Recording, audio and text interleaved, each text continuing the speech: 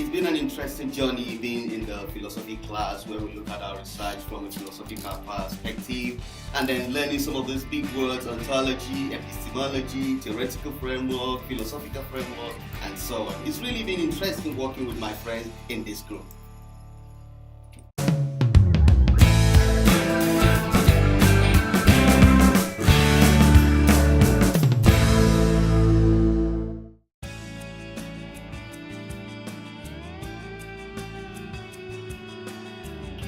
So I really like to be challenged, and the philosophy of research class really challenged my ideas and my perspectives around the world. That's why I'm really enjoying working today with my friends on our group project.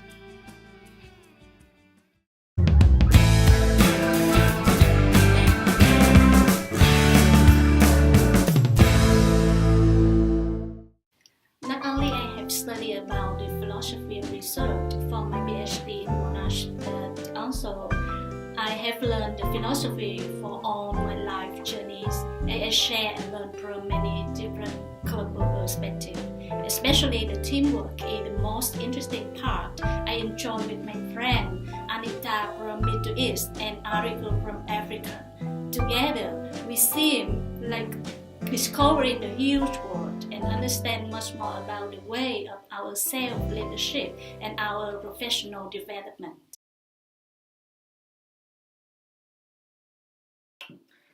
I hold a belief that the reality is out there. It exists independently out of our mind, and social concept can be observed and measured exactly. What do you think? So I agree with you that the reality is out there, but I think we don't have the skills and intelligence and the capabilities and the tools to measure it perfectly. Our understanding of the reality is quite limited. The word perfectly make a lot of sense to me because when you say perfectly, that is where the science have missed it all the time. Because they believe that the reality is out there, and then they assume that the object of their research have no inputs. You must interact with your subjects to be able to make sense of the real world. So I think the reality is out there, but the reality is socially constructed because we are bounded by different kinds of reality, and then it's relatively defined. So to me, there's a reality out there, but the reality is socially constructed because we deal with an object that are not inanimate. But the thing is, if you think that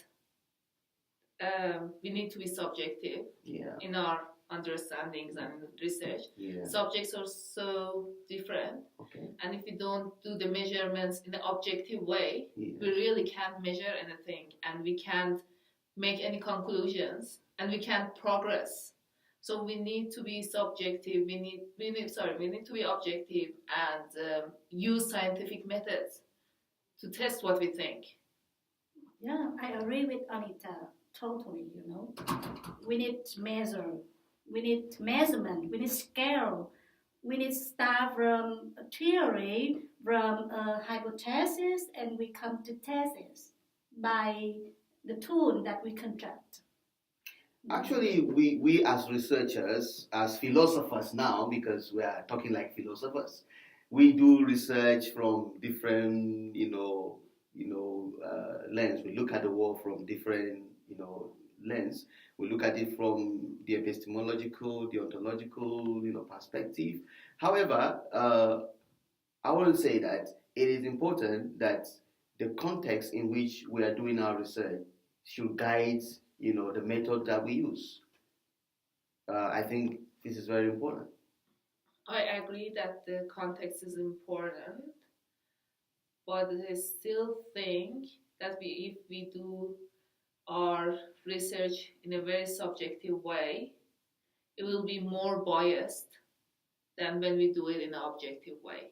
Yeah, the way that you are free from the value that you standing for. I mean, to be very objective about the world, about the truth. So what if you make sense of something that cannot be generalizable, something that is not applicable or cannot be used That's not science. because you don't have an interaction with the real world. So you need to understand how the real world works, because some of the things that we test in the lab cannot work when we come to human, resource management. I think we need to do our best to be able to measure Mhm. those aspects that you are saying that is not measurable, Yeah. and try to generalize them the best we can, because that's something that I can trust, and that's what I think is knowledge. Okay.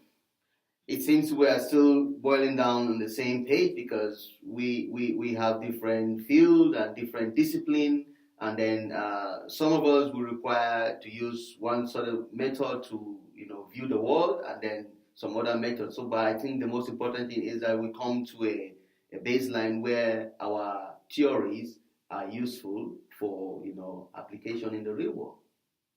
Okay, guys, I think it's enough of serious discussions. Let's go have a coffee. All right, good.